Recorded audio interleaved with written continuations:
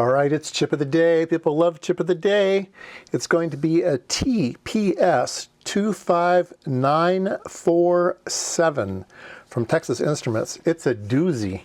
Now, I actually demoed this part before. I'll put a link below, and it was on this board that I reviewed from PN Labs. But I thought it'd be interesting to go through the chip that they used on this particular part. Now, you can see you can't see the chip. You can't see the chip because there it is. You see it right between these two green things, that little tiny thing down there? That's the chip. So we're going to be talking about that little chip down there, okay? And it is this. It is a true reverse current blocking eFuse with input reverse polarity protection. They're kind of redundant in their, reverse current or reverse polarity, I guess. It'll take care of either one, but actually it takes care of over voltages and over currents as well. So it's a really nice little device. You can use this thing between 2.7 and 23 volts.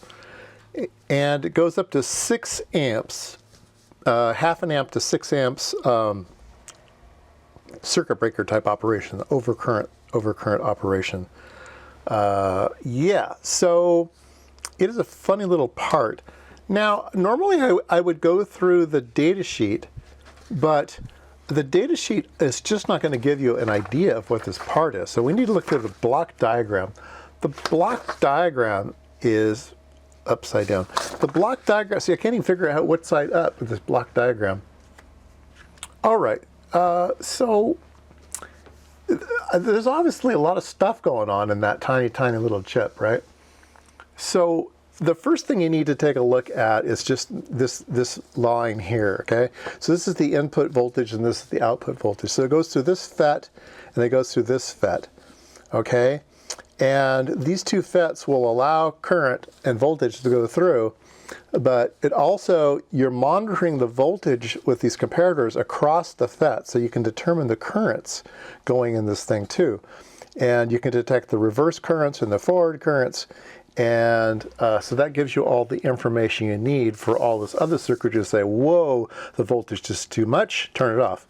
And the voltage, the current is too much, turn it off. The voltage is too low, turn it off. And these two FETs allow you to really, really turn it off so nothing can go forwards or backwards, all right? So there's a circuit here that says input rush. So it can monitor the rush current on the input and limit you on input rush current. It has a section here in the back with this little comparator here and this output here, which is DVDT. So you can hang a capacitor here and you can limit the slew rate on the output so the thing won't turn on really quick. You can have it ramp up a little bit on the output. So that's a nice feature this part has too. Like I said, reverse current protection. There's some smarts in it that take a look at all these inputs. They watch the input for changes. There's an over voltage comparator, and there's an under voltage comparator, so you can set those with resistive dividers and stuff.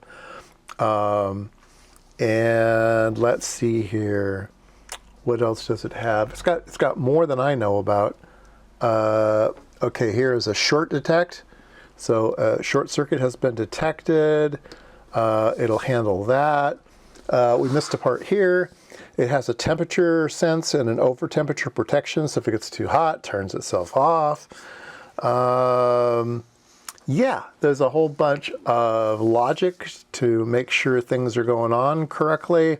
Like the inrush, there's some timers and stuff that look at how quickly the inrush is happening. There is some type of redundant timer here to set. I don't really even know what that does. This part's so complicated. Such a tiny, tiny little thing. But I think the takeaway is it makes a great, what they call an eFuse. Over voltage, under voltage, over current, backwards voltage, backwards current. It's just a really, really good circuit to help you save circuits from bad things. Yeah, so like I said, I'll point to the video I did on this part, because this device that uses this part, and you can see how it actually works in principle. This particular board was good.